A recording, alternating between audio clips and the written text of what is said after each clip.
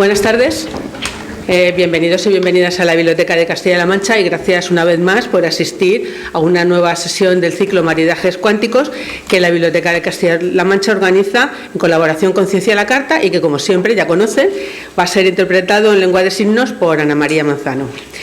Hoy nos vamos a trasladar al mundo del Cretácico y en concreto a Cuenca, donde vivían algunos de los últimos gigantes que habitaron el planeta.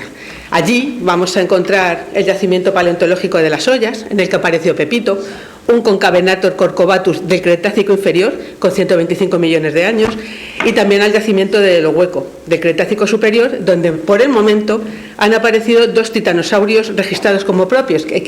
Esto quiere decir, y si no que me corrija Francisco, que no se han documentado otros ejemplares similares. Y como nos van a explicar a continuación, estos dos titanosaurios, ya le digo, registrados como propios, pues van a guardar cierta relación con Don Quijote y con Antonio Saura, ¿verdad? Ahora nos lo explicará. Con la conferencia de esta tarde, que asistimos dinosaurios de aquí al final de Cretácico, Francisco Ortega, que me acompaña en la mesa, compartirá con todos y todas nosotras por sus últimos hallazgos paleontológicos, los más recientes, y sobre todo la importancia que han tenido para el conocimiento y la comprensión del mundo de los dinosaurios. Gracias a los trabajos de Francisco y de todo su equipo en estos yacimientos que les mencionaba, se nos ha permitido entender cómo fueron los últimos ecosistemas con dinosaurios de la península ibérica y en concreto en unos momentos en los que se estaba cercana a su extinción. Tenemos que recordar que en aquella época se vivía una situación muy complicada, con los polos derretidos por el efecto invernadero originado por la erupción constante de los volcanes y por el nivel del mar muy alto. Francisco Ortega, que ya les digo nos acompaña esta tarde, posee una dilatada carrera como docente e investigador que ahora nos detallarán, y a mí me ha dado curiosidad cómo se define él a sí mismo. Él se define como un paleontólogo casi todo el rato, al que se puede ver por el Cretácico buscando dinosaurios. ¿Una buena presentación? Sí, bien. Sí, lo asumo. Yo he querido entender que esta frase viene porque él se formó como biólogo, pero cuando descubrió que a partir del fósil de un cráneo de un cocodrilo se podía reconstruir la historia vital de un animal, cambió su trayectoria y se dedicó a buscar dinosaurios, que es lo que hace ahora. Francisco, además de su proyección nacional e internacional, está muy vinculado indiscutiblemente con Cuenca y es lo que nos trae aquí a esta biblioteca. Pues colabora con el Museo de las Ciencias y con el Museo Paleontológico. Ya les he dicho también que ha trabajado en los yacimientos como Lo Hueco y las Ollas y considera al Concavenator Pepito como su hijo, aunque creo que la familia se ha ampliado, ¿verdad? Han aparecido dos titanosaurios más, el Lo Hueco titán y el Cuncasaura, de los que seguro nos hablará ahora. Francisco es un convencido acérrimo de la importancia de la divulgación. Prueba de ello es que ha venido aquí a acompañarnos, pero bueno, ahora todo eso nos lo va a contar María José de Ciencia a la Carta. Participa en conferencias, ha comisariado exposiciones y podemos ver también su participación en la creación de centros de interpretación como la Ruta de los Dinosaurios de Cuenca, que les recomiendo que visiten. Yo cedo la palabra a María José, que nos cuente cómo hemos conseguido traer a Francisco Ortega aquí, que nos ha costado. Pues fue fácil. Que no me he resistido nada, o sea que... Pues bueno, no sé si se oye, fue fácil. Y decimos, le escribimos un correo, le dijimos, vente, tenemos un proyecto que consiste en hacer divulgación científica en la Biblioteca de Castilla-La Mancha, que es uno de los sitios más bonitos de esta preciosa ciudad, y nos dijo que sí, y ya está, pues aquí está. Mariló siempre hace unas presentaciones muy extensas en las que, bueno, pues yo como confío en ella, pues yo qué voy a añadir, esto ya está todo contado. Creo que lo ha dicho, Francisco Ortega es profesor titular en la Universidad a Distancia, da clase en el grado de Ciencias Ambientales, con lo cual ahí también tenemos una conexión con Toledo interesante, y le agradecemos enormemente que haya dedicado esta tarde a venir aquí a hablarnos de sus investigaciones y de dinosaurios, que siempre es un tema que yo creo que es de los que más público atraen siempre, porque es como un tema llamativo, tal. Las conferencias de química tienen mucho menos tirón, ya os lo digo. Entonces, pues nada, simplemente agradecer y recordaros que la siguiente charla que tenemos es de historia. Vienen la gente de Ad Absurdum a contarnos la historia absurda del mundo y nada, os esperamos a finales del mes que viene. Se me ha olvidado el día exacto, el 24. El 24 os esperamos en esa otra conferencia y nada, yo creo que las presentaciones están hechas, así que nos bajamos y cuando quieras. Sí, yo no he dicho nada porque no vamos a alargar esto y os lo cuento ahora. Venga. Bueno, pues Mientras vamos bajando, muchas gracias por la presentación. ¿Cuánto daño ha hecho Google? Has contado cosas que no sabía ni que las tenía por ahí colgadas en internet. Gracias a todos. ¿Cómo me voy a resistir? Si, como ha dicho, parte de nuestra vocación es contar un poco las cosas que hacemos y sobre todo contar las cosas que hacemos en proximidad. Y cuando creo que he jugado mal con la coma a la hora de pasaros el título, no sé exactamente si debe estar ahí o no, pero cuando hablábamos de dinosaurios de aquí, no me refiero exactamente a Toledo, porque Toledo geológicamente no es especialmente propicio para que hablemos de dinosaurios, pero sí del contexto, de lo que pasaba en el centro de la península ibérica con yacimientos cercanos. Nuestras referencias dinosaurianas desde Toledo están en la cordillera ibérica, entonces las tenemos que centrar en Guadalajara, aparte de Cuenca, en Guadalajara, en Cuenca y un poquito en Albacete. Y ahí es donde nos vamos a mover en esta charla. Esto siempre tiene que fallar al principio, no...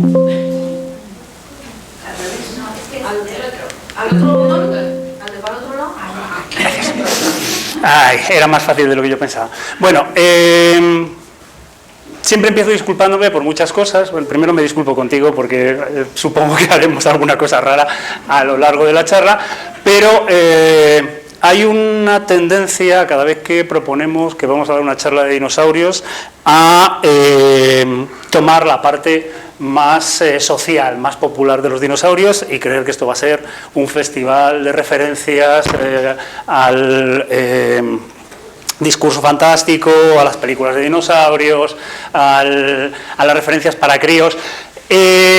Sí y no. Yo entiendo que hay toda una proyección de los dinosaurios que se sale del contexto científico, que tiene mucho que ver con lo que tú decías, con el atractivo que tienen los dinosaurios para la población, que hace que proyectemos en ella algunas de las características que han tenido muchas culturas humanas, de los reptiles como referencia del mal, un papel que juegan muy bien los dinosaurios. Primero nos inventamos los dragones y luego de repente los dinosaurios existen y son igual que dragones, pues nos sirven estupendamente, ¿no? Intercambiamos los papeles.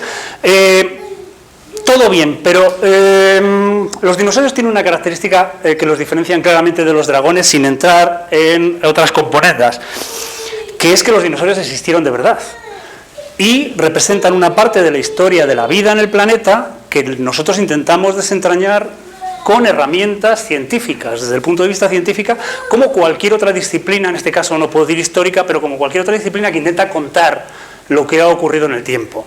Entonces, cuando hablamos de dinosaurios, hablamos de lo que sabemos a partir de la información que tenemos, de lo que conocemos, y no de lo que fabulamos. Y por lo tanto, a mí me gustaría, va a ser muy divertido, vamos a hablar de lo que sea, pero me gustaría que hablásemos de qué información tenemos en proximidad para hablar de la historia de los dinosaurios, en este caso de una parte de la historia muy concreta, y cómo lo interpretamos, qué podemos aportar a la historia de los dinosaurios desde un entorno geográfico como en el que estamos.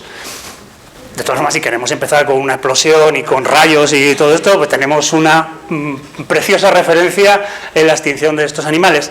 No todos los dinosaurios, ahora sabemos que hay un pequeño grupo de dinosaurios que logró salvarse de la extinción, que son las aves.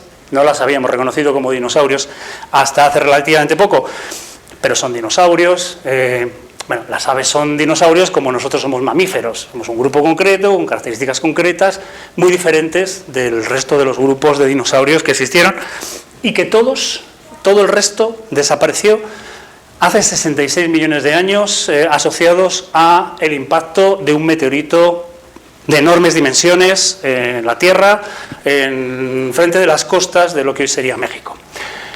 Eso pone punto final a una historia complicada, a una historia larga, en el que un grupo de animales pequeños que aparecen hace unos 230 millones de años generan una estructura corporal que les hace muy versátiles, y les hace tan versátiles que son capaces de encontrar todo tipo de formas, extenderse por todo el planeta y ocupar la historia de dominar, si esa palabra tiene sentido, hablando de ecosistemas continentales, dominar los ecosistemas continentales durante 230 menos 60 150 millones de años. Vamos a dejarlo así, en 150 millones de años, aunque la cuenta no es correcta. Digamos, para poner un poco en proporción el tiempo que estos animales estuvieron sobre la Tierra, a mí me gusta este ejemplo, más que las espirales, es una traslación del tiempo geológico de la historia de la Tierra al tamaño de la Torre Eiffel. Más o menos andan por ahí. La historia de la Tierra tiene 3.500, algo más, millones de años, y la Torre Eiffel debe tener unos 340 metros. Por lo tanto, podemos creer que toda esta parte de la historia de la Tierra hasta este punto es una historia en la que no se conoce vida animal. A partir de este punto podríamos considerar hace unos 230 millones de años que aparecen los dinosaurios, y en el último metro y medio de la Torre tendríamos representada la historia de nuestro grupo zoológico, de la historia de la humanidad. Como veréis, no es que respecto a la historia de la Tierra la historia de los dinosaurios sea muy grande, no es que respecto a la historia de los animales la historia de los dinosaurios sea muy grande, pero es mucho más grande. Pasaron mucho más tiempo en el planeta que nosotros y ocuparon los ecosistemas de forma mucho más diversa. Evidentemente nosotros prácticamente hemos quedado en una única especie, y de una forma muy eficaz a lo largo de la historia. Hay un error que se comete habitualmente, no sé si reconocéis la película, es una película de Disney de hace unos años que se llamaba Dinosaurio. Hay un error que se comete habitualmente, que es creer que todos los dinosaurios vivieron todos a la vez y en todos los sitios. No es cierto, o sea, claramente no es cierto. ¿Cómo? Yo no lo he visto. ¿No lo has visto? Sí. Eso es. Pues si lo has visto recordarás que en la película, poco antes de la caída de un meteorito, los dinosaurios lo saben, va a caer un meteorito, y los herbívoros deciden ir a un refugio, que tampoco sé quién se lo ha dicho, los dinosaurios hablan, o sea, es una película de Disney. Deciden ir a un refugio y todo el grupo de dinosaurios avanza acosados por dinosaurios carnívoros muy malos, que esos no hablan, solo gruñen y les atacan. Y nos encontramos con un caso como este, tan simpático, en el que tenemos un brachiosaurio, en este caso era una vieja brachiosauria, quiero recordar, que representaría ecosistemas del Jurásico Superior, 150 millones de años, Pangea prácticamente recién rota. Nos encontraríamos con dos iguanodon, Aladar creo que se llamaba, tú habías visto la película, ¿no? Aladar creo que se llamaba uno de ellos, dos iguanodon que representarían la historia de los dinosaurios en la Eurasia, o sea, en los continentes del norte, hace unos 125 millones de años, y una vieja ceratopsia también, unos triceratos, parece un pentaceratos o algo así, que representaría uno de los ecosistemas también de la Eurasia, probablemente norteamericano, de los últimos 70 millones de años. Todos estos animales no vivieron en el mismo momento, vivieron en historias de la Tierra completamente diferentes, no pertenecen al mismo grupo dinosauriano, de hecho están repartidos por toda la filogenia de los dinosaurios, tampoco hablaban, o sea que no nos vamos a poner quisquillosos, pero podríamos tomar, por ejemplo, como referencia que la distancia que hay entre este dinosaurio y este en el tiempo es bastante mayor que la que hay entre este dinosaurio y nosotros en el tiempo. Este dinosaurio se extingue hace 66 millones de años y este se extingue hace 155 millones de años. No todos vivieron a la vez y no todos, digamos, se encontraron en los mismos lugares del planeta. Pero hoy, concretamente, y esto lo pongo para acordarme, hoy venimos a hablar del final del Cretácico, de los últimos años los últimos millones de años de la historia de estos animales en el planeta. Un momento les va a sonar, van a encontrar algún tipo de semejanza, un momento en el que el nivel del mar del planeta está muy alto, muchos continentes están semi-inundados, tiene que ver con un aumento muy grande de la temperatura en el planeta por, en muchos casos, el efecto invernadero, por la emisión de gases que se producen en campos de volcanes que se encuentran relacionados con distintos episodios, pero algunos de ellos con el choque de la India contra Asia, que genera unas enormes, durante millones de años, unas enormes trampas de emisión de lava que generan gases de efecto invernadero que encontramos clarísimamente en el registro. O sea, pueden ver que en este punto tenemos el nivel del mar en el Cretácico, estamos aquí, el nivel del mar en uno de los puntos más altos, el nivel de mercurio en los sedimentos, en los alrededores de las trampas del Deccan en la India en un punto altísimo, o la temperatura de la superficie del mar. Esta es la actualidad, la temperatura de la superficie del mar muchísimo más alta de la que tenemos en la actualidad. El Cretácico superior es un momento, por muchas otras razones geológicas, muy cambiante, y es muy cambiante en el entorno de Europa, y es muy importante cómo todos estos cambios afectan a la composición de los ecosistemas. Poco antes de la caída del meteorito, que les he comentado antes, que hace 66 millones de años acabará con la mayor parte de los dinosaurios, el mundo está sufriendo cambios en la diversidad que hace que algunos autores crean que incluso antes del impacto del meteorito la diversidad de los dinosaurios estaba francamente en decadencia. Como pasa en ciencia, esto es una publicación en Nature Communication en 2021, como pasa en ciencia muy habitualmente. 2 años antes, algunos autores habían dicho que, bueno, había un poquito de decadencia, pero que algunos grupos de dinosaurios estaban realmente recuperándose antes de la caída del meteorito. ¿A qué se deben estas diferencias en cuanto a la interpretación? A que a veces no conocemos bien o tenemos muy poca información de momentos concretos y de historias concretas en la historia de la vida en el planeta. Les hago referencia a 3 situaciones que probablemente recuerden. Esto es un tiranosaurio atacando a un triceratops en algún lugar en América del Norte unos millones de años antes de la extinción. Esta escena les puede resultar más o menos reconocible porque es una de las escenas típicas de la paleontología de dinosaurios, pero esto ocurrió en América del Norte, probablemente ocurriese en Asia también, pero nunca ocurrió en Europa. En Europa no había y no ha habido nunca tiranosaurios y no ha habido nunca ceratopsios, bueno, un pequeño elemento por ahí. Te estoy dando la tarde, ¿no?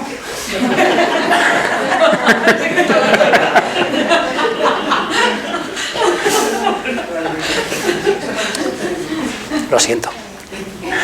Bueno, tenemos aquí un dinosaurio gigante, un dinosaurio saurópodo, probablemente uno de los dinosaurios más grandes que ha pisado el planeta, muy común en el Cretácico superior de América del Sur, pero que tampoco lo vamos a encontrar en Europa. Estos colososaurios no habitaron, al menos con estos tamaños, Europa. Y tenemos otra escena icónica de la historia de los dinosaurios, que es esta pelea entre un Protoceratops y un Velociraptor, los famosos dinosaurios luchadores del desierto del Gobi, que también es icónica porque apareció el fósil con los dos dinosaurios enzarzados y se ha interpretado como parte de una pelea, pero tampoco está relacionada con lo que sabemos en Europa. De hecho, hasta hace muy pocos años, nuestro conocimiento de la historia de los dinosaurios en esta parte del planeta era esto. Sabemos que tenemos unas zonas más o menos inundadas en las que tenemos información de que probablemente habría saurópodos, quizás algunos, esto deben ser unos ornitópodos, de los que teníamos muy poca información. Esto se ha revertido de forma muy importante en los últimos 25 años. ¿Por qué teníamos tan poca información de cómo era el Cretácico superior en Europa? Aparte de que no nos haya interesado, por ejemplo, en España no nos ha interesado nunca, pero hay países en los que sí, y sin embargo no se tiene demasiada información, pues hay una razón importante, que es la exposición de territorio. Os he comentado antes que el nivel del mar tan alto hace que algunos continentes estén prácticamente inundados, y Europa particularmente se ve afectada por ello, y es un continente, es un archipiélago. Un archipiélago de islas que, dependiendo el nivel del mar en cada momento, pueden conectarse unas con otras. Hay una serie de altos estructurales de los que hablaremos luego, pero hay muy pocas zonas emergidas. No podemos encontrar dinosaurios en zonas donde no vivieron. Por lo tanto, necesitamos sedimentos procedentes de estos lugares para tener un registro de dinosaurios y otras faunas continentales. Y lo otro es que Europa es un territorio poco prometedor para encontrar fósiles. Donde encontramos realmente acumulaciones de fósiles importantes son los desiertos del Gobi, en los bordes del Sáhara, en Patagonia, los desiertos americanos, porque hay enormes superficies de exposición de rocas frescas, poco alteradas, no vegetadas y no llenas de centros comerciales, carreteras y ese tipo de cosas. Europa carece de este tipo de territorios y, por lo tanto, juntando ambas cosas, los terrenos propicios para encontrar dinosaurios son relativamente escasos. Pero incluso en el Cretácico superior, por esto que os digo de tener el archipiélago prácticamente inundado, es mucho más escaso. Esta es una representación de los yacimientos con dinosaurios de todos los tiempos que se tienen en la península ibérica y el sur de Francia, que, como veréis, bueno, ocupan el surcoeste de la Ibérica, una zona de Portugal, los Pirineos, la zona de Provenza, pero veréis que la mayor parte de los círculos son azules o de un verde muy característico. Esos son los Jurásicos y los Cretácicos inferiores. Si ploteamos solamente los yacimientos del Cretácico superior, veréis que los yacimientos son mucho menores, hay un menor número de yacimientos y que la frecuencia con la que aparecen es también mucho menor. Sabíamos poco de los dinosaurios del Cretácico superior porque había poca información. Si nos centramos, esta es una unidad territorial que va a ser muy útil a partir de ahora porque es a la que vamos a hacer referencia, que se llama Iberoarmórica. La Iberoarmórica es una isla no continuamente emergida durante el Cretácico superior, que está compuesta por una serie de altos, el macizo ibérico, el macizo del Ebro y el macizo central, que tienen a su vez zonas que los conectan, que son zonas de depósitos continentales, que funcionó muy bien a final del Cretácico. Y esa isla es la que nos va a aportar casi toda la información que tenemos en los yacimientos que os mostraba antes. Yacimientos de Provenza, en los Pirineos, en esta zona de sedimentación en el centro y aquí. Marco ese punto naranja para indicaros que, aparte de que es una de las zonas que ha empezado a ser más interesantes en los últimos años, es la zona de la que vamos a hablar. Se tenía relativa buena información para la poca que había en todos estos lugares, pero se desconocía prácticamente qué estaba pasando en el centro de la península ibérica. Toda esta información la hemos recuperado en los últimos años de yacimientos en Cuenca y en Guadalajara. Empieza a haber en los últimos años, como os he dicho, buena información sobre formaciones geológicas que tienen dinosaurios. Esas formaciones se agrupan en distintas cuencas sedimentarias. Veréis, como decía antes, que hay cierta buena información en las cuencas del norte. Este color amarillo pretende mostrar que son zonas ricas en dinosaurios. Hay alguna información de menor relevancia en el dominio castellano de la Ibérica y en la parte valenciana de la Ibérica. Hay muy poca información en algunos otros lugares, pero se conocen distintos yacimientos y prácticamente, como veréis, la historia de los dinosaurios en esta parte de la península, incluso si tomamos el entorno portugués, está desconocida, excepto por los yacimientos que os estoy diciendo que hemos encontrado recientemente en la formación Villalba de la Sierra, en Guadalajara y en Cuenca. Si eliminamos esta información, prácticamente los datos que tenemos sobre el sur de Europa occidental en términos dinosaurianos son nulos. Perdemos las referencias directas con el norte de África y, como habéis visto antes, encontramos una barrera importante que hace que todas estas faunas se diferencien de las faunas que hay un poco más al norte. No teníamos ni idea de que había dinosaurios en el centro de la península ibérica, en la zona de Cuenca y Guadalajara, del Cretácico superior, hasta hace relativamente poco, excepto por algo encontrado posteriormente, que es esta nota, que dice mucho de cómo somos todos. Habla de cómo en los años 20 Bueno, este es Juan Jiménez de Aguilar, es un naturalista afincado en Cuenca, uno de los impulsores de la ciudad encantada, es un tipo relevante en la historia natural de Cuenca, que participa en las reuniones de la Sociedad Española de Historia Natural, y un día se presenta en los años 20 en la sociedad para decir que ha acudido a Villalba de la Sierra, que es un pueblo que está un poquito al norte de Cuenca, a informarse sobre los restos de un hueso gigantesco que unos muchachos han destrozado y ha desaparecido. Y comenta que cree que debe ser un dinosaurio, cree que es un dinosaurio secundario, de hecho es un dinosaurio de los que estamos hablando, que aparece en unas obras y que la población directamente ha destruido y se han ido llevando pedazos. No tenemos más referencias a dinosaurios del Cretácico superior en Castilla-La Mancha ni en esta zona, hasta los años 80, en el que unos geólogos que están haciendo cartografía identifican en Portilla, un pueblo muy muy cerca de Villalba de la Sierra, identifican en Portilla una pequeña zona, debe ser más o menos, debe tener la superficie de este salón, en la que encuentran cáscaras de huevos de dinosaurio. Las identifican claramente, les parecen muy interesantes, les parecen curiosas, no se hace nada, hasta que en los años 90 se entran a formar parte de una tesis y constituyen el primer estudio sobre dinosaurios de esta zona y del Cretácico superior. Os estoy hablando del año 1993, hasta el año 93 no hay nada publicado y os estoy hablando de que son unas cáscaras encontradas en este yacimiento.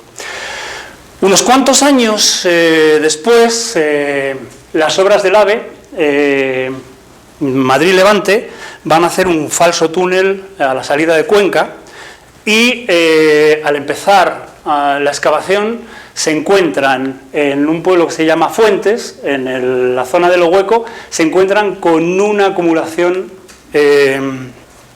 importantísima de huesos que en principio no se identifican bien porque no debería haber restos del Mesozoico y todos interpretamos que se deben estar encontrando yacimientos con mamíferos más modernos, pero que constituyen el primer yacimiento importante con restos de dinosaurios en la zona. Luego os voy a contar un poco más cómo funciona Lo Hueco. A partir de ahí, y sabiendo cómo funciona Lo Hueco, hemos seguido trabajando, a partir de estos 3 puntos rojos, hemos seguido trabajando en lugares que geológicamente pueden tener semejanza con estos sitios. Son estos lugares que están marcados aquí, estos son los afloramientos de la formación Villalba de la Sierra, del Cretácico superior, y hemos encontrado decenas de yacimientos en los que se encuentran restos de dinosaurios, de huevos de dinosaurios, de estos niveles del Cretácico superior, a veces más relevantes, a veces menos relevantes. Esto, por ejemplo, es un afloramiento en el pantano de Buendía, en el embalse de Buendía, en Guadalajara. ¿Y esto a qué nos va a conducir? Pues antes comentábamos que nosotros habíamos trabajado en los yacimientos de las Ollas.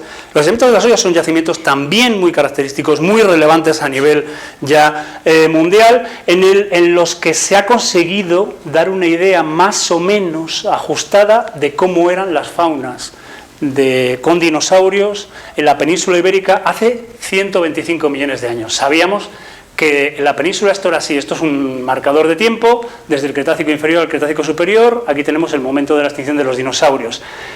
Lo que no teníamos es ninguna información de lo que estaba pasando aquí, excepto lo que os mostraba antes, estos fantasmas que nos indicaban que algo era distinto a lo que teníamos en el yacimiento de Lo Hueco, de las Ollas.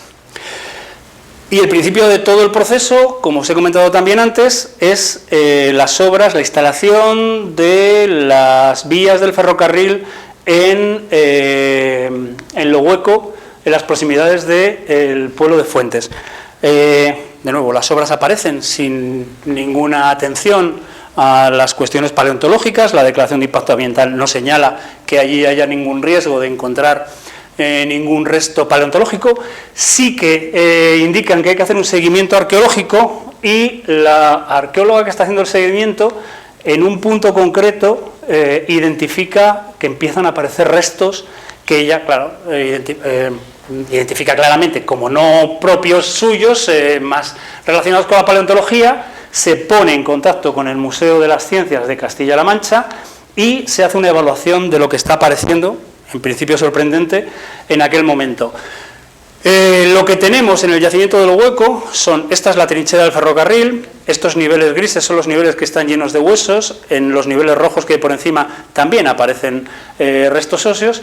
Lo que tenemos es un cuerpo, de hecho 2 cuerpos de rocas con dinosaurios, con muchos restos de dinosaurios, de unos 20 metros de ancho, unos 200 metros de largo y unos 5 metros de altura,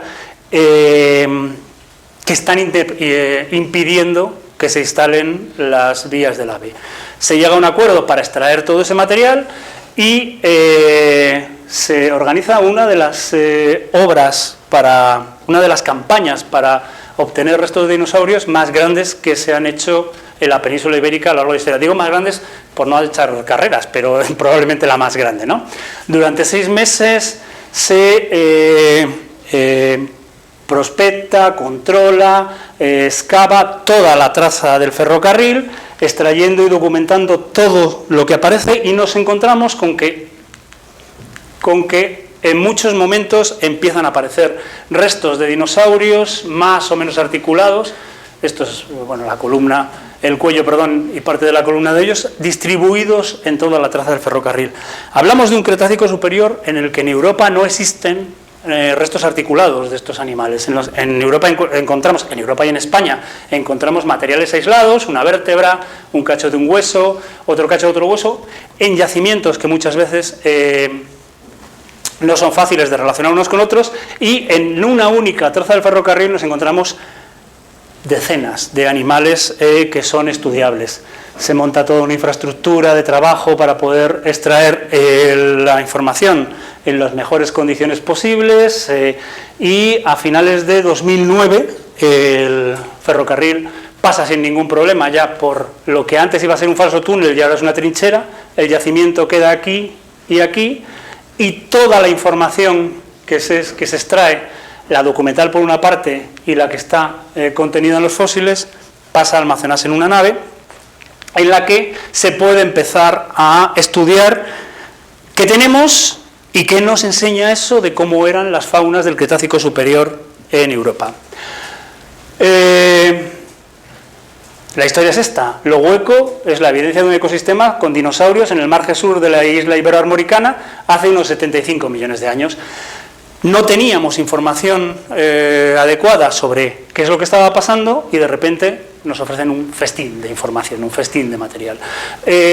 No voy a entrar muy en detalle, porque tampoco se trata de agobiaros con datos del Hueco, pero sí a contaros un poco las singularidades del yacimiento.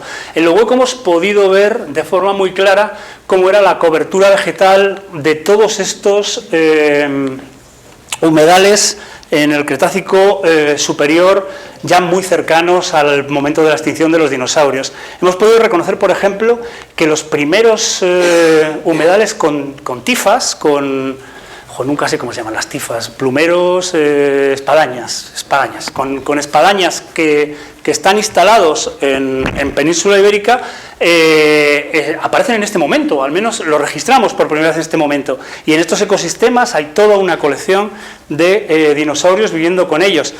Estamos en el Mesozoico, podemos ver flores, podemos ver troncos, podemos ver semillas, podemos ver estructuras de gimnospermas del tipo de los cipreses. Iba a decir cupresácea, pero he dicho ciprés por intentar del tipo de los cipreses tropicales, que son especialmente llamativos. Lo que nos dice la vegetación es que estamos en un momento húmedo y cálido, en el que, como luego veremos con la fauna, con comportamientos climáticos parecidos al de los monzones, temporadas muy húmedas. Estas gimnospermas son gimnospermas muy alejadas de las gimnospermas de zonas áridas que conocemos en la actualidad, y la fauna se puede parecer, digamos, con las diferencias que hay, a la que nos encontramos en zonas como Vietnam en este momento. En lo hueco, el enorme cortejo de invertebrados que somos capaces de reconocer nos indican que estamos en unas lagunas salinas muy cercanas a la costa, como las que puedes encontrar, las sebjas que puedes encontrar en el norte de África, en Egipto, o las salinas que puedes encontrar en Almería, zonas más o menos restringidas con contacto ocasional con el mar, en el que viven animales de agua dulce y que tienen una fauna que es típica de lo que será el Cretácico superior en Europa. No vemos tiranosaurios, vemos unos animales carnívoros, terópodos carnívoros que son distintos, vemos saurópodos que también son distintos y vemos abundancia de pequeños reptiles que tienen su interés. Para no andar liándonos con todo, voy a seleccionar algunos animales concretos que se asocian a ideas concretas de lo que podemos interpretar. Las tortugas, sobre todo un grupo de tortugas, se llaman botremídeos, nos van a hablar de la llegada de linajes inmigrantes y cómo podemos reconocerlos y cómo luego se apoderarán de parte de Europa. Los cocodrilos que encontramos, abundantísimos cocodrilos que encontramos en estos yacimientos, nos darán la pauta de cómo se produce la radiación de los cocodrilos modernos, que ahora no existen en Europa, pero que luego tendremos a todos sus descendientes ocupando el cinturón circuntropical del planeta. No me voy a meter mucho con los terópodos, pero es una deferencia al público. ¿Cómo no vamos a hablar de terópodos, de formas cercanas a los velociraptores y de los grandes depredadores del ecosistema? Y sí me voy a extender más en un grupo muy concreto, que es el de los saurópodos, que ha demostrado ser, aparte de dinosaurios de enorme tamaño, no llegan a ser tan gigantes como los de América del Sur, pero que ha demostrado ser un quebradero de cabeza para los estudiantes de dinosaurios en territorios como los nuestros, porque son muy influenciables por las cuestiones de insularidad, tienen una enorme diversidad, tienen una enorme variabilidad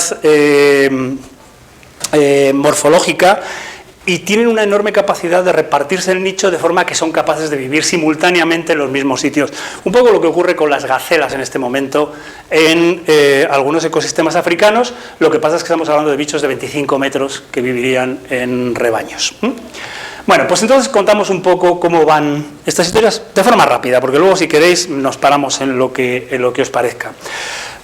Tenemos más o menos una idea de qué tipos de tortugas habitan el Cretácico superior ibérico. Tenemos ibérico, en este caso europeo, pero me voy a fijar en un linaje concreto que está muy bien representado en lo hueco y que está muy bien representado en los yacimientos de Guadalajara, que se llaman botremídidos.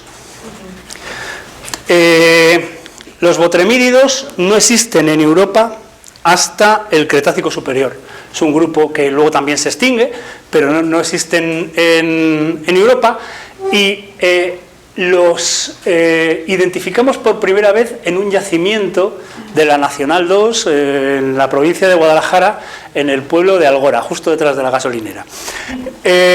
Allí encontramos los primeros botremídidos europeos. Sabemos que estos animales tienen una muy buena distribución en los continentes del sur, en América del Sur y en África hasta ese momento, pero no habían llegado a Europa. Son capaces de, nadar por brazos de mar pequeños, no zonas muy abiertas, y consiguen desde el sur llegar hasta un punto equivalente al actual Guadalajara.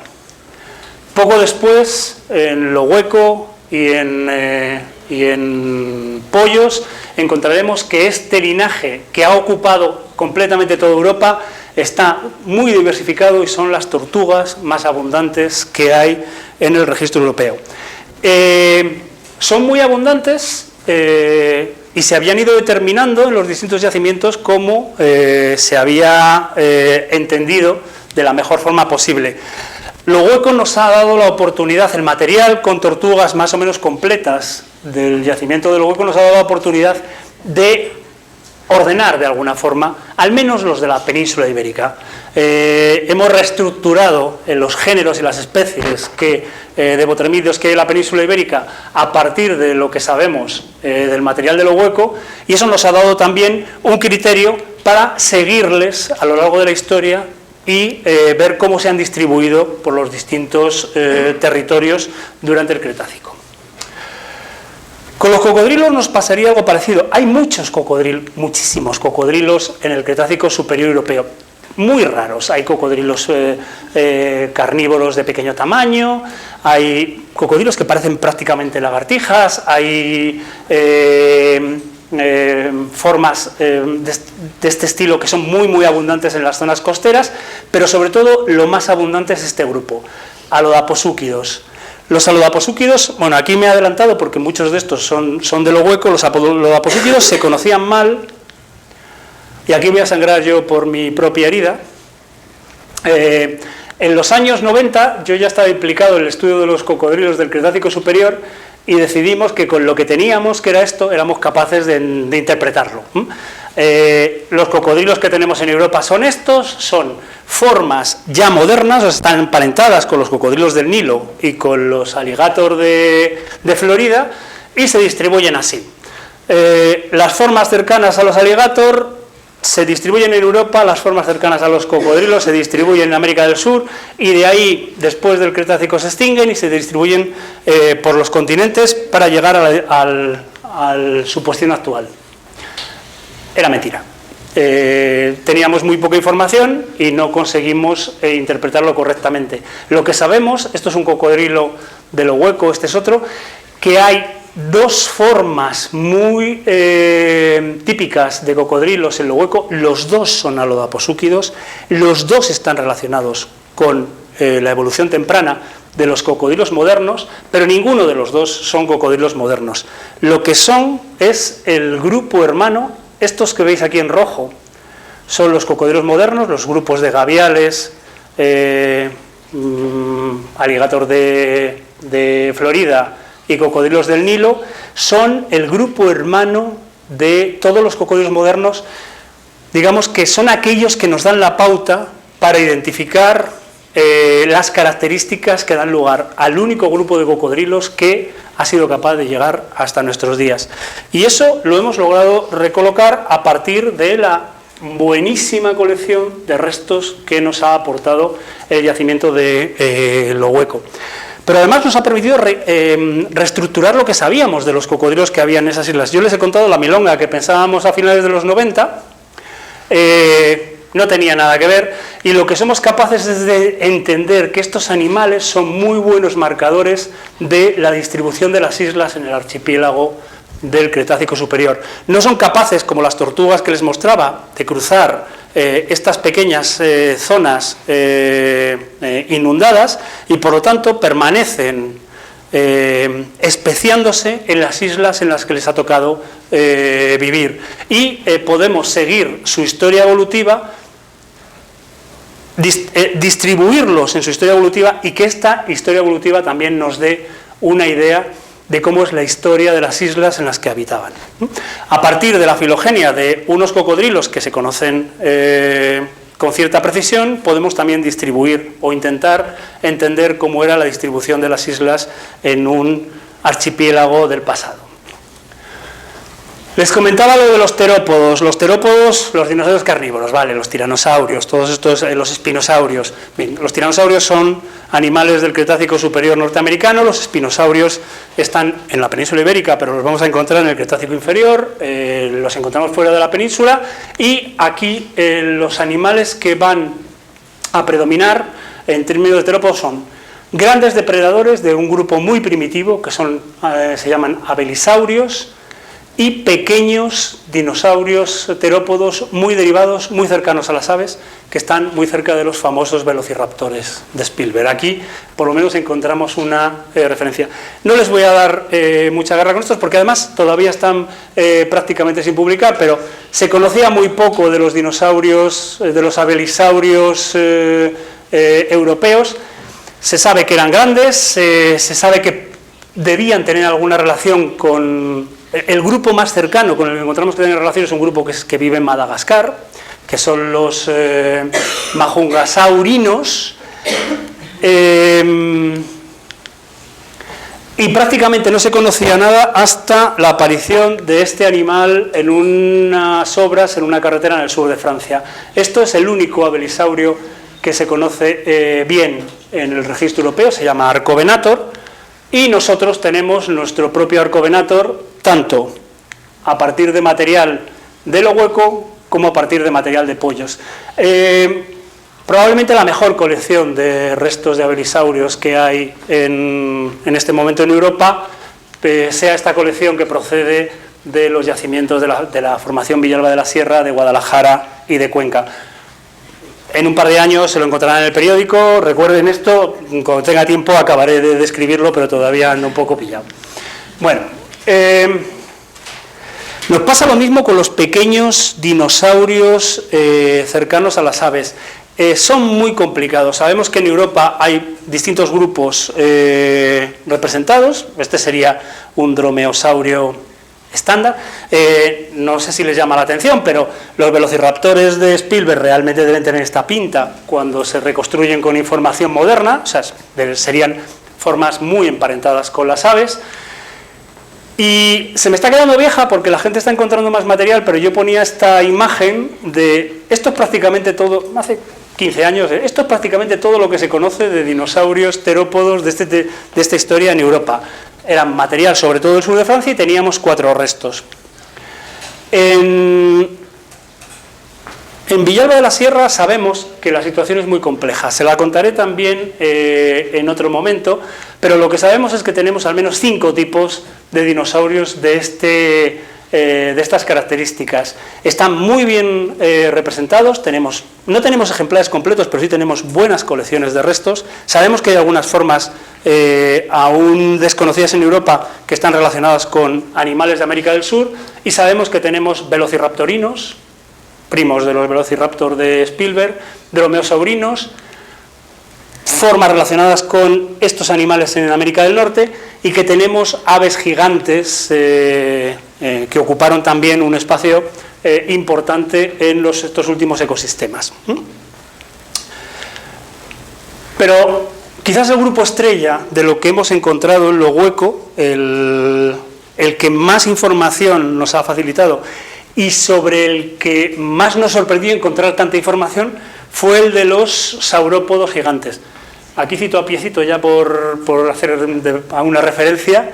Estos animales los saurópodos son muy característicos, son formas cuadrúpedas, muchas de ellas de gran tamaño, cuellos largos, cabeza pequeña, fisiologías imposibles. Es muy difícil explicar cómo estos bichos eran capaces de vivir con esos tamaños y esos pesos, pero el caso es que tienen una historia muy complicada, son muy diversos a lo largo de toda la historia de los dinosaurios, y justo al final se quedan restringidos a un único grupo, que se llaman titanosaurios. Los titanosaurios son el único grupo de saurópodos que llegan al final. En sí mismos son muy diversos, pero son solo una parte pequeña de la historia de los saurópodos del planeta. Y les digo, son muy diversos. Los más grandes dinosaurios que han pisado el planeta, los más grandes animales que han pisado, quitando las ballenas que nunca han pisado el planeta, son titanosaurios. Vuelvo a este animal de América del Sur, pero en algunas situaciones insulares en Europa, como en la cuenca del Jatec en Rumanía, son capaces de ser tan pequeños como un caballo. Son muy versátiles y ocupan múltiples ecosistemas en Europa. En Europa sabíamos hace 15 años que ni eran tan enanos, porque teníamos formas más o menos grandes, pero tampoco llegaban al tamaño de los de América del Sur, y sabíamos que había muchos, pero solo habíamos conseguido, había muchos y muy diferentes, pero solamente habíamos conseguido identificar 2. Una forma en la península ibérica, la que se llamaba Lirainosaurus, a partir de un material del condado de Treviño, en Burgos, y una forma en el sur de Francia a la que se llamaban Pelosaurus. Bueno, era un sistema muy simple. Todo lo que sabíamos del Lirainosaurus es que aparecían restos en una cantera en el condado de Treviño. El material estaba aislado, pero bueno, había una cierta colección de material. Ahora sabemos que todo este material representa al menos a 2 dinosaurios diferentes, por lo tanto es muy difícil saber quién demonios es Liranosaurus, puede ser uno de los dos.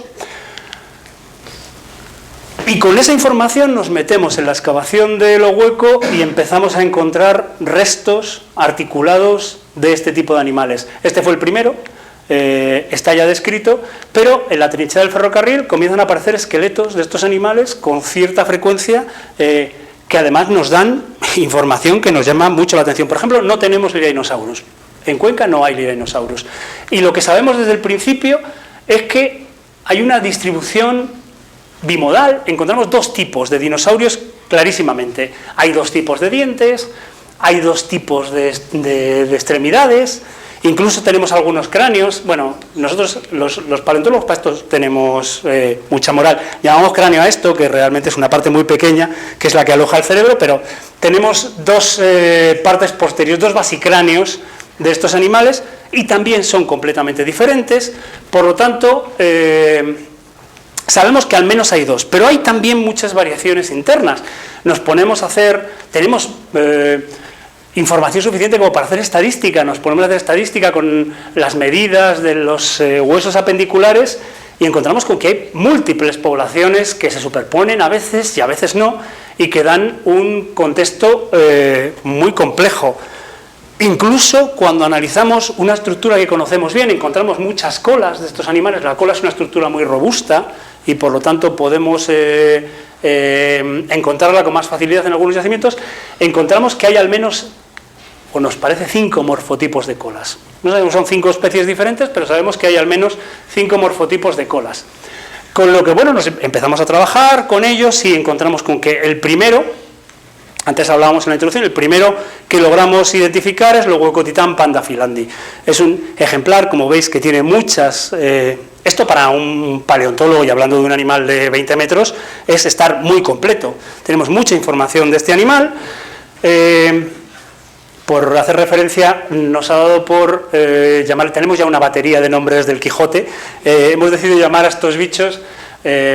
para fastidio no solo de gente como tú, sino de otra gente, les hemos llamado con el nombre de gigantes del Quijote. Pandafilando de la Fosca Testa es una referencia a un gigante quijotesco y decidimos atribuirle su nombre a este material.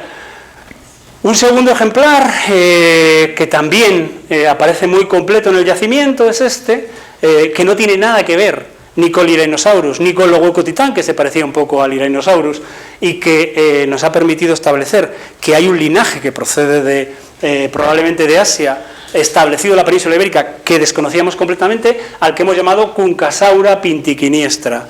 Cuncasaura es por Cuenca, Cunca es por Cuenca, Saura es por ser un saurio y porque nos llamaba la atención Saura como pintor.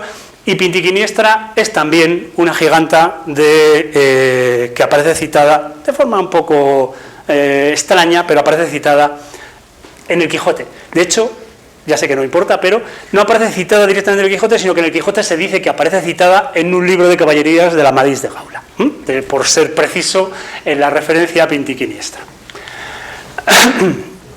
Pero estábamos en una trampa, porque, vale, lo que nosotros llamamos... Quieto. Lo que nosotros llamábamos ejemplar 2 también es diferente. Ejemplar 2 es igual que ejemplar 3, nosotros íbamos llamando a los muertos. Este es el 1, este es el 2, este es el 3, este es el 4. Bueno, el muerto 2 y el muerto 3 son probablemente la misma especie, pero no son ni Huecotitán ni Cuncasaura. El muerto 5 no es ni 2 ni 3, ni... Bueno, sigan la secuencia, por lo tanto probablemente nos encontrásemos con un nuevo taxón. Este se lo he indicado antes. Yo no sé si somos conscientes de lo impresionante que es para un paleontólogo que está acostumbrado a encontrar cachos de huesos disjuntos por ahí, por donde intentar interpretar la historia de estos bichos a partir de medio fémur y a 14 kilómetros un cacho de vértebra, cuando de repente se encuentra uno con el cráneo de un animal de estos, todo el cuello y parte de la cintura escapular, además de lo que hemos rescatado aquí, y con un tamaño como este que nos muestra Marcos. Marcos debe medir 1,80 m, 1,90 m, ¿no? Una cosa así. Marcos es un tipo grande. Bueno, pues digamos, riqueza de información, aparte de la espectacularidad que tienen este tipo de afloramientos. Nos encontramos con el muerto 6, que es un ejemplar... Hola, Javi. ¿Está por ahí? Javi está aquí. Nos encontramos con el muerto 6, que probablemente sea otro dinosaurio distinto y que tenga alguna relación con el muerto 13 y el muerto 11. Estamos acabando ahora de preparar el muerto 13 y, como veis, es un animal completamente espectacular. Tenemos la cintura pélvica, esto es la cintura pélvica, tenemos aquí una vértebra de la cola, pero tenemos la cola completa, tenemos aquí la estructura de las vértebras dorsales, torso del animal, tenemos sus costillas. Bueno, 6, 13 y 11 probablemente sean otro dinosaurio, titanosaurio completo. Entonces, si hacemos bien la cuenta... bueno, los franceses también están haciendo sus deberes. Entonces, no solo tienen Ankylosaurus, sino que ya han descrito 2 taxones más, Achinganosaurus y Garrigatitán. La diversidad supuesta de la Iberoarmórica, que hace unos años estaba restringida a 2 animales, en este momento, al menos con las formas descritas, estaría ampliada a los que teníamos, a los que hemos descrito en lo hueco y a uno que se ha descrito en el Pirineo. Pero, señores, lo que les acabo de contar es que todo esto es diversidad por comprender y por estudiar. Esto que les ejemplifico ejemplifico no sé si es una buena palabra, pero esto que les pongo como ejemplo con los saurópodos nos pasa con el resto de los animales de lo hueco. Nos pasa que, a medida que tenemos toda esa información, lo que hacemos es utilizarlo. El símil es horroroso, pero como una especie de piedra de Rosetta para intentar interpretar lo que ocurre en otros yacimientos de Europa, y nos multiplica la diversidad y el conocimiento que tenemos sobre todas estas formas. Antes les hablaba de nuestro lío con los cocodrilos. Esto es una pequeña historia de lo que se ha pensado, de las relaciones de parentesco de los dinosaurios saurópodos europeos a lo largo de la historia. Bueno, no les voy a aburrir con cada una de ellas, pero no se parecen en nada. O sea, son propuestas, una es de Marte, otra es de Venus, no se parecen en nada. Nosotros, a partir de lo que hemos estudiado últimamente en estos bichos, aportamos una nueva, que tampoco se parece a ninguna de ellas, pero que a nosotros nos parece bastante razonable, y le iremos completando a medida que vaya pasando el tiempo. ¿Y esto qué nos ha mostrado de los yacimientos que había alrededor? Antes les he puesto un montón de puntos, o sea, vimos lo hueco y de repente empezamos a buscar, porque teníamos una pauta. ¿Qué nos ha mostrado? Pues nos ha llevado a interpretar cosas como el yacimiento de Algora, del que ya he hablado cuando hablaba de las tortugas. El yacimiento de Algora es un yacimiento de hace 100 millones de años, no como lo hueco, que está en 75, es de 100 millones de años. ¿Y qué sabemos? Que hace 100 millones de años ya no existe fauna como la de las Ollas. En ese momento ya tenemos implantada en la península la fauna que nos llegará hasta el final del tiempo de los dinosaurios. Y empezamos a encontrar titanosaurios que son nuevos, pero que son semejantes de alguna forma a los que encontraremos más tarde. Empezamos a encontrar tortugas, empezamos a encontrar cocodrilos, empezamos a encontrar las formas que son previas a los yacimientos que tendremos en el Cretácico superior más alto. Pero encontramos también yacimientos como el de pollos. Ya les he mostrado también algunas cosas de pollos, siguiendo la línea de los afloramientos de la Villalba de la Sierra. De repente nos encontramos con que en la costa del embalse de Buendía aparecen los mismos tipos de animales que encontrábamos en lo hueco. Claro, no estamos excavando una excavación tan grande, estamos haciendo una excavación en la que se puede hacer manualmente, pero encontramos otra vez estos saurópodos, encontramos otra vez esos terópodos habilisaurios, encontramos el cortejo faunístico típico del Cretácico superior. Pero además, sorprendentemente, en el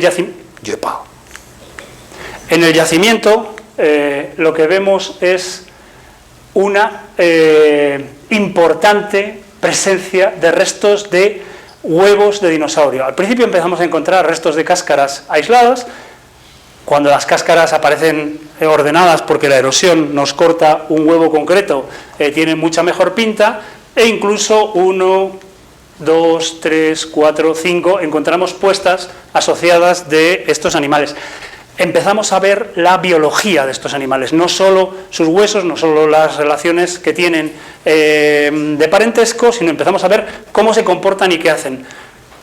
Nos hemos pasado varios años barriendo la costa del pantano de Buendía, nos queda bastante limpia, somos capaces de muestrearla con mucha precisión y hemos ido recuperando distintos tipos. Sabemos que hay distintos tipos también de titanosaurios, no solo por sus huesos, sabemos que también hay puestas en nidos con estructuras diferentes, con cáscaras diferentes que responden a animales diferentes.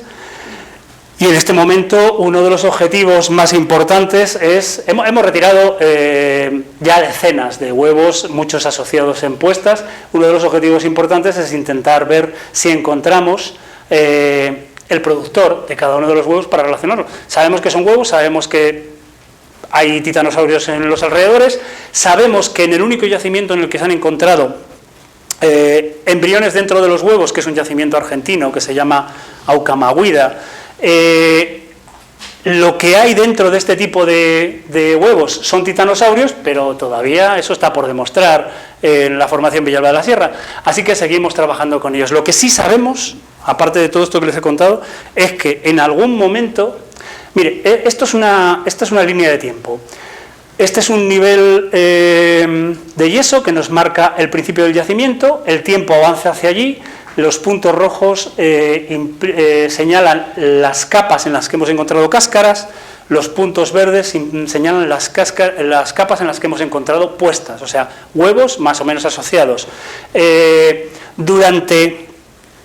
No conocemos la tasa de sedimentación, pero durante probablemente cientos de miles de años, grupos de titanosaurios, si estamos en lo cierto en que son estos animales los que pusieron los huevos, vinieron a un punto del sur de la Iberoarmórica, cerca de la costa, a dejar de forma masiva y recurrente año tras año sus huevos, tal como algunos parientes actuales de los dinosaurios. De hecho, estos dinosaurios, todos estos cormoranes, hacen en la actualidad en la costa de las Malvinas. Estos son cormorales imperiales en una zona de nidificación recurrente y masiva semejante a la que interpretamos en este momento en pollos. Estos animales miden 40 centímetros, estos animales miden 25 metros, ¿no? Pero con esa salvedad podemos estar más o menos en lo mismo. Conseguimos entonces rellenar de alguna forma, no les doy mucho más la brasa, rellenar de alguna forma este espacio y pasar de los ecosistemas del centro de la península ibérica de hace 125 millones de años, las ollas, libro abierto, mucha información, lo tenemos todo, pero esto que era un auténtico fantasma tiene ya ojos, ya tiene formas, tiene animales, tiene relaciones entre ellos. No hemos llegado, no hemos llegado al final de los tiempos de los dinosaurios. Lo que sabemos, o sea, a veces datar los yacimientos con precisión no es tan fácil. Lo que sabemos es que la fauna de lo hueco llega a un punto más o menos, la fauna de lo hueco y de pollos llega a un punto más o menos del límite entre el maastrichtiense inferior y el maastrichtiense superior. Eso quiere decir que estamos hace unos 69 millones de años. Nos falta todavía una parte de la historia para llegar hasta los 66 millones de años. No sabemos muy bien lo que pasó aquí porque todavía no tenemos fauna que nos informe de toda esta parte amarilla. Pero somos paleontólogos, tenemos la cabeza como un adoquín, ustedes tranquilos, que en cualquier momento se lo podremos contar. Con lo que, con la salvedad de ese espacio amarillo, todos estos animales nos van a llevar hasta el final de los tiempos de los dinosaurios. Y digo hasta el final, quizá no tan hasta el final, porque, enlazándolo con la primera diapositiva, todo este registro tiene una enorme proyección social. Enlazándolo también con la presentación, todo este registro tiene el potencial de proyectarse socialmente de forma que nos permite hacer múltiples actividades relacionadas con la ciencia. Hablar de dinosaurios nos permite hablar con más comodidad de evolución, de historia de la vida en la Tierra, de tiempo profundo, de extinción, de cambio climático, de sucesiones faunísticas, de todas esas, digamos, de todos esos conceptos que a lo mejor desde la química, que también se pueden contar, resultan un poco más amargos, pues a veces disimulándolos entre dinosaurios se traspasan mejor a la población. Así que desde el principio, tanto en el yacimiento, los yacimientos del Cretácico inferior de Cuenca, como en los yacimientos del Cretácico superior de Cuenca de Guadalajara, se ha generado toda una serie de actividades culturales, de promoción de la ciencia, de relaciones con la población de distinto nivel, desde algunas más o menos sesudas hasta las más triviales, que yo creo que son especialmente importantes. Pues nada más, este es el muerto número 2, que la foto es bonita, son algunas de las estudiantes de restauración cuando estaban preparándolo, y me sirve, no sé si tengo tiempo, me sirve para ofrecerme a responder algunas preguntas si es que las hubiese. Muchas gracias.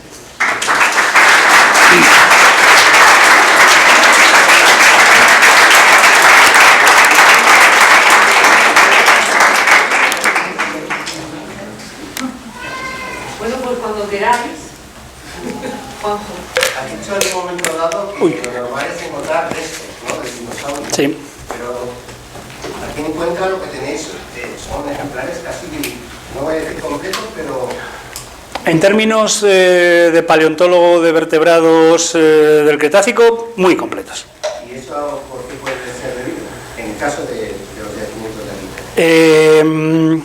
Hay varias explicaciones. En principio, una de ellas es la casualidad. Supongo que en el territorio castellano-manchego esto se producirá en muy pocos lugares, pero estará ocurriendo. En algún olivar o en algún borde de una carretera nos estarán esperando unos esqueletos de dinosaurio que es muy probable que no encontremos nunca. Se tiene que dar la casualidad de que haya unas condiciones de fosilización concretas en un momento concreto, que eso esté cerca de la superficie y que de alguna forma alguien intervenga. En los dos casos que os he mostrado, Lo Hueco y Pollos, interviene una obra pública. No, pero yo no me refiero al descubrimiento, sino me refiero al proceso. O sea, ¿por qué aparecen ejemplares casi completos? De la parte inicial, mira, no tenemos tanta idea de Pollos. En Pollos se quedan en un paleosuelo algunos cadáveres y no tenemos, pero en el yacimiento de Lo Hueco están asociados a un evento catastrófico, probablemente a una inundación brutal, que lo que hace es arrastra los restos fósiles, los restos no fósiles que hay en ese momento en la cuenca, pero también arrastra animales que en principio están vivos y los deja depositados en dos bolsas de barro, esa bolsa gris que habéis visto, los deja depositados allí. La razón ahí es una catástrofe. Si te referías a cómo se acumulaban, sí es eso. Es que no me parecía de buen gusto hacer esas semejanzas, pero sí, viene a ser algo parecido. ¿En Toledo no se ha encontrado nada?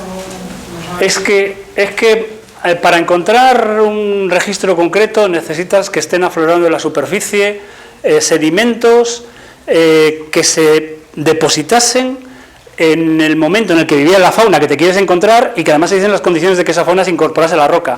En Toledo te puedes hartar de animales terciarios, sobre todo miocenos. Tienes mastodontes, tienes primos de los rinocerontes, tienes tortugas gigantes. En esos miocenos de toda la parte de la meseta vas a encontrar fauna de ese estilo, pero no tienes afloramientos cretácicos, por lo tanto no vas a encontrar dinosaurios. Sí. Perdona. Yo es que soy totalmente una ignorante en la materia, no tengo nada que ver con este mundo, pero por eso entonces como me he sentido un poco abrumada por tanta información, me quedo con la parte, digamos, un poco más fantástica. Entonces me gustaría que me aportases más datos sobre el impacto del meteorito, porque asimilar todo esto para mí va a ser imposible. Entonces, mis disculpas. Que me ha encantado, pero que no sé, me interesa mucho. El impacto del meteorito, que parece que está bastante bien, o sea, durante mucho tiempo, que existe un impacto de un meteorito hace 66 millones de años, incluso en algunas interpretaciones de otro meteorito muy cercano, y que eso genera una alteración de toda la estructura de la Tierra, eso está claro.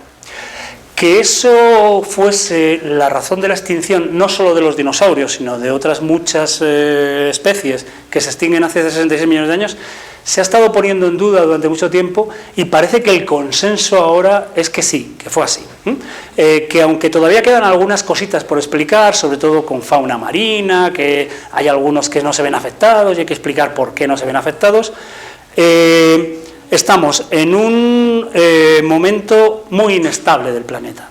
Y os comentaba, es un momento muy inestable que tiene muchas semejanzas a la inestabilidad en la que nos encontramos ahora y en la que el planeta se ha encontrado en muchas ocasiones.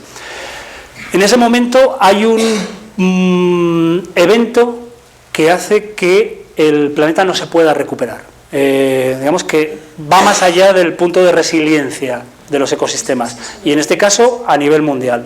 Entonces se produce una desestabilización completa de los ecosistemas que hace que casi todos se vayan abajo y que sobreviva muy poca de la estructura que conocíamos. La crisis del final del Cretácico es mala, pero la crisis del final del Pérmico se lleva el 95% de las especies que se conocen, que es la que... A ver, la crisis del Cretácico es la que nos abre la puerta a nosotros, nos deja un planeta limpio para que los mamíferos radien. Los dinosaurios aprovecharon de la del Pérmico, que les eliminó la fauna competidora y hizo que ellos apareciesen. ¿Qué es lo que ocurre en ese momento?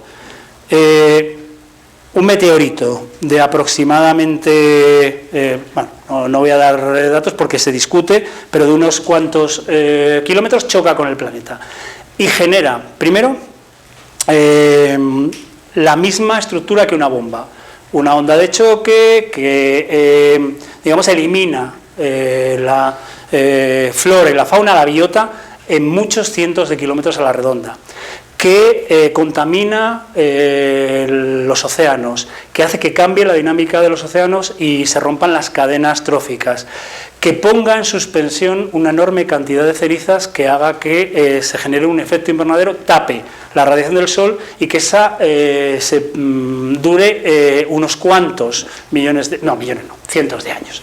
Y que eso haga que las estructuras forestales, las masas forestales, se descontrolen de tal forma que tiren abajo todos los ecosistemas terrestres. Y eso ocurre en un tiempo muy concreto, más bien pequeño, en el que toda la estructura de la Tierra cambia, cuando escampa, porque yo creo que escampa es una palabra que se puede usar aquí,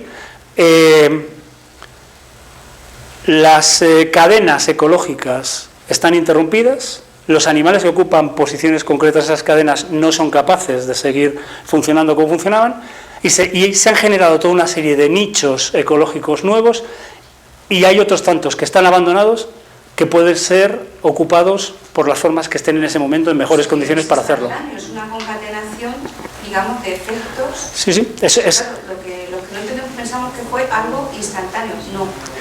No es hoy cae un meteorito y mañana el planeta ha cambiado. No, hay un proceso, pero no es un proceso, en términos de tiempo profundo no es un proceso muy largo, ¿eh? En términos de tiempo humano sí es un proceso más largo que una situación instantánea. Y se produce una remodelación completa del planeta, que nos lleva a la situación en la que estamos ahora. Desde el Cretácico superior hasta ahora hay muchas pequeñas extinciones, pero no ha habido una tan drástica como esta quinta extinción. No sé si era por ahí, por donde... Sí, ya lo entiendo. O sea, claro, yo lo que no entendía era que si el impacto, por muy grande que fuese el hueco que produjera, era en una zona, porque en la otra parte de la Tierra también pasaba. Pero claro, si eso produce... Fíjate que la idea de que hay... O sea, se sabe que ha habido un impacto de un meteorito antes de que se localice el cráter del impacto, y se sabe porque algunos geólogos que están buscando anomalías en capas sedimentarias encuentran la famosa capa de iridio, del gubio y demás, encuentran una capa especialmente rica en iridio. En un momento concreto se deposita una capa que se puede medir enormemente rica en iridio, cuando el iridio no es un compuesto que esté, no es un elemento que esté presente en la superficie del planeta con tanta frecuencia como la que aparece en esa capa, y tienes que ir a buscarlo o al interior de la Tierra o a un objeto extraterrestre. Y esa capa de iridio que aparece en Italia se va a rastrear y dice, oh, también aparece en España, también aparece en Francia, también aparece en el mismo momento. De repente hay un enriquecimiento de iridio en todo el planeta. Aparte, cuando te vas acercando a la zona del impacto, pero te vas acercando en miles de kilómetros, empiezan a aparecer partículas eyectadas, vidrio derretido, que se quedan... Bueno, empiezas a encontrar restos de que ha pasado algo y también en el mismo momento. Entonces, antes de saber que es en un punto concreto, enfrente de la costa de Yucatán, donde se encuentra el cráter, porque el cráter está en el mar, o sea, no se ve. Es una anomalía también en la superficie del océano, en la superficie del fondo del océano. Antes de eso, ya se tiene una idea de que en el planeta, a la vez, ha pasado algo. Y que la forma más fácil de explicarlo es que ha habido un impacto de un meteorito. Algo de eso parecido nos contaron cuando fuimos a los FLIS de Zumaya. Es que los FLIS de Zumaya contienen ese episodio. Lo que pasa es que lo contienen en sedimentación continental, en sedimentación marina. Eso no es del todo continental, pero tienes en Caravaca de la Cruz tienes una capa de iridio también bien representada. Hay varios puntos en el planeta en los que se puede encontrar esa anomalía. Y eso indica que cualquier cosa que pasase se transmitió a todo el planeta automáticamente. Muchas gracias. Es muy coincidente con el impacto del meteorito.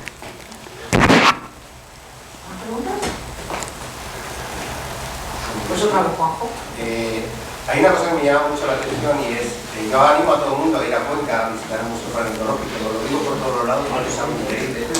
Yo también. Si te gusten o no te gusten los dinosaurios, es que está muy bien. Sí, es muy bueno. Pero es que volvemos... a veces, no, pero un segundito, a veces lo simplifico mucho y yo mismo juego a la historia de los dinosaurios. De nuevo, los dinosaurios son el vehículo para contar una historia concreta. Es verdad que nos puede llamar la atención los dinosaurios, pero todo esto lo podríamos contar con otras cosas, llamaría menos la atención, pero son los mismos procesos. Estamos contando historia de la vida en el planeta. Disculpa ahí que te... Eso va al museo, este está muy bien por eso. Pero bueno, la pregunta es la siguiente. Hay una cosa que me llama mucho la atención y me gustaría que lo contaras, porque para los que no entendemos, nos llama la atención en que se reconstruyen dinosaurios a partir de huesos, pero se les pinta colores. Sí. El Vito creo que tiene pintados colores encima. Eso como lo... ¿Por qué lo proponéis? O sea, Vamos a ver. Se llama especulación educada. Hay en los últimos tiempos y con el uso de nuevas tecnologías, incluso se puede hacer la aproximación a los colores de algunos animales. Sabemos que hay estructuras en las escamas de los animales actuales y en las plumas de los animales actuales que están asociadas a colores concretos. Hay aves que en las plumas tienen unos melanosomas concretos cuando las plumas son rojas y tienen unos melanosomas concretos cuando son de otro color. Y ya, desde hace muy poco, en animales en los que eso se preserva, se puede reconocer. Pero son los menos. Entonces, lo que se hace es una inferencia a partir del papel ecológico que se interpreta para ese animal.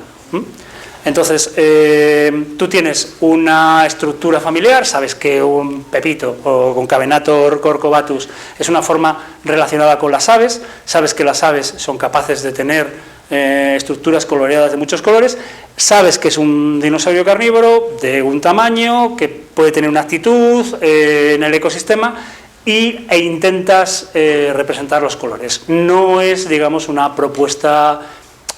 Digamos, podría ser una hipótesis infalsable, ¿no? Es una especulación educada, como quieras. ¿Y eso también para las formas puede ser, o las formas sí que son muy ajustadas a lo que posiblemente sea la realidad? No, las formas hay algún momento en que a veces hay que especular cuando falta información, hay que rellenar los huecos y se intenta que sea lo más educada posible. Pero, por ejemplo, de Concavenator tenemos el esqueleto completo. El esqueleto completo ya te da la estructura en la que montas el tejido blando. Hemos hecho estudios de miología de los músculos de Concavenator y sabemos dónde se insertan y cómo son de grandes. Tienes ya los músculos, tenemos un contorno corporal marcado en la roca, sabemos también en muchos puntos por dónde va la piel. Tienes muy poco que inventar en bichos como Concavenator. Pero si yo tuviese que inventar, porque en vez de encontrarme Concavenator completo, solo me he encontrado la cabeza, hay una cosa que se llama contexto filogenético. Es decir, si ahora en Toledo aparece una garra que yo inequívocamente sé que es de Concavenator, voy a poder reconstruir el animal que vivía en Toledo, porque lo puedo comparar con Concavenator, del que tengo mucha información. Ese contexto filogenético nos permite ir aportando información faltante a algunos de los animales que intentamos reconstruir. Todo el resto ya es inventado, ¿eh? Esta gente tendrá que irse a casa ya. Una pregunta que nos tenemos que hacer: ¿cómo es posible que haya unos animales tan grandes que pudieran vivir? A mí por lo menos es que, las cosas que llaman la atención. es que el planteamiento es tramposo, porque lo de cómo es posible que hubiese unos animales es lo que nos cuesta interpretarlo. Evidentemente vivían y eran así y nos los tenemos que comer porque los podemos encontrar. Muchas veces intentar explicar cómo era la fisiología de uno de estos animales todavía se nos escapa. Es decir, sobre estos saurópodos gigantes, en cuanto empezamos a hablar de termorregulación, de cómo es la temperatura, empezamos a tener problemas, ¿no? Es muy difícil controlar la temperatura en un animal con este volumen, no dispersas nada la temperatura. El peso, conseguir colocar estructuras que sujeten un volumen de este tamaño en una circunferencia como la que tiene que tener las patas, está al límite de la estructura biomecánica que pueden tener estas formas. Pero eso todavía no lo podemos comer. Ahora, el tamaño que tiene que tener un corazón de un animal como este para ser capaz de bombear con presión suficiente sangre hasta el cerebro, cuando nos ponemos a hacer cálculos resulta que el corazón no cabe en el pecho, ¿no? Y entonces dices, bueno, aquí pasa algo, hay algunos elementos que no estamos consiguiendo interpretar y que hace que estos animales, si los interpretamos con lo que sabemos, sean inviables. Pero luego miras al muerto y dices, no, inviable, no, porque esto estaba aquí, lo que no soy capaz es de interpretarlo, ¿no? Pero bueno, no sé si es por ahí. Yo quería hacer una, si nadie tiene ninguna más. Yo tengo una curiosidad, Venga, primero tú. cuando he visto ahora los grandes que están montados, ¿no? ¿Cuántas vértebras hay en lo que es la parte larga de la michi, no, de arriba, de la Vamos a cabeza al cuello? Sí, mira, tú tienes, el cuello no suele tener muchas vértebras, puede ser entre 10 y 14. El dorso anda más o menos igual, entre otras 10 y 14. Luego tienes el sacro, que suele tener 6 o 7, que son las que están pegadas a la cintura. Y luego la cola es inmensa, puedes tener 50, 60 vértebras. Algunas, las más distales, las más alejadas de ese cuerpo, son así de pequeñas. Pero entonces, en total, pues andas entre las 80, 90 vértebras.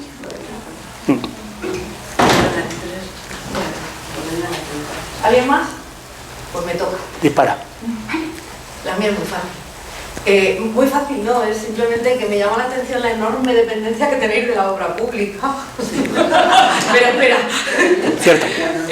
No sé, de verdad, yo no sé mucho de vuestro mundo, entonces me llama muchísimo la atención eso, que tenéis una enorme dependencia de, claro, de las grandes obras que remueven cantidades ingentes de terreno.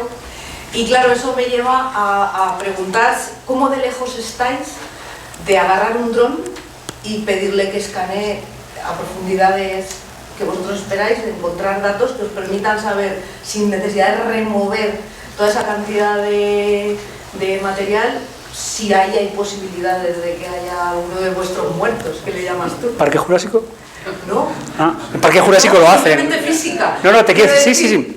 Te cuento. Simplemente física. Te cuento. Eso es uno de los sueños de un paleontólogo, ¿no? Es decir, claro. Si en este descampado hay algo, decidme dónde está, que no me dedico a hacer agujeros a lo loco y voy a por ello. Es verdad que dependemos mucho de, no solo de la obra pública, dependemos mucho de la casualidad. Generalmente los paleontólogos no encontramos un fósil nunca. O sea, vamos ya a... Eso es. Oye, que ha aparecido un hueso, no sé de dónde, que vengáis a evaluar. Oye, mira, es un yacimiento. El cartógrafo, el tipo de la obra pública, el agricultor que ha decidido desfondar un... Todos estos encuentran muchos más fósiles que nosotros, y nosotros vamos a cubrir esos avisos y a descartar el 90%, que no son fósiles ni merecen la pena, pero hay un porcentaje que sí que lo son. Entonces, tener la posibilidad de aquí hay fósiles y están aquí y aquí, y aquí hay un ejemplar y aquí otro, vamos a hacer el agujero aquí, sería magnífico. No ha habido manera.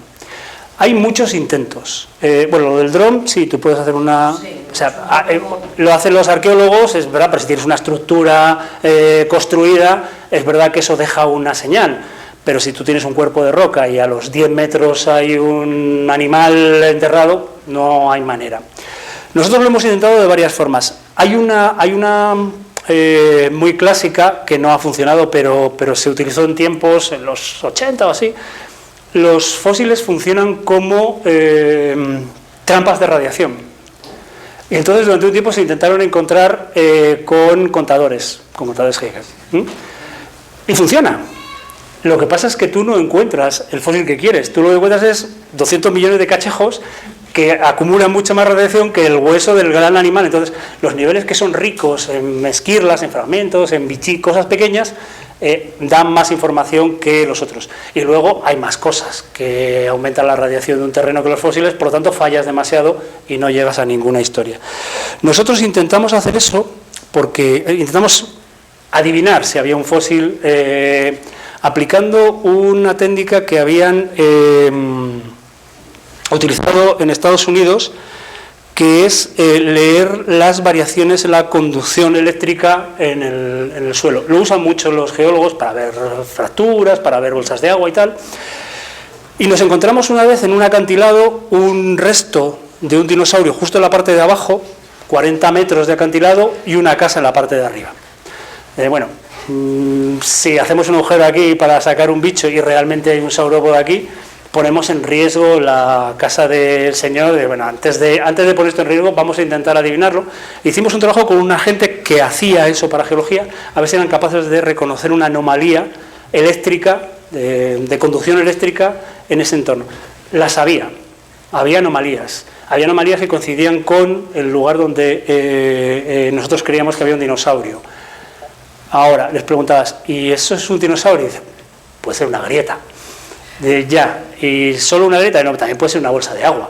Pero entonces si nos ponemos ahí va a salir algo, yo qué sé, aquí hay una anomalía. Entonces al final, y eso que nosotros veíamos que el bicho salía en una parte, o sea que lo que queríamos saber es cuánto avanzaba hacia el interior. Incluso marcando, empieza aquí, dime si la anomalía sigue hacia adentro, no éramos capaces de precisar. Yo espero, las cosas avanzan a una velocidad que a veces nos sobrepasa. Hay muchas ideas, técnicas y demás que hace 10 años decíamos que es imposible y de repente empiezan a ser posibles. Espero que empiece a serlo. Nos facilitaría mucho la vida. En este momento... O sea, que ahora lejos ya dirá el tiempo y la ciencia... Sí, por ahora el método sigue siendo acudir a prospectar en los lugares donde es favorable, evaluar la densidad de huesos que hay ahí y abrir tu cuadrícula. No hay mucho más. Muy bien, muchas gracias. Pues gracias a vosotros.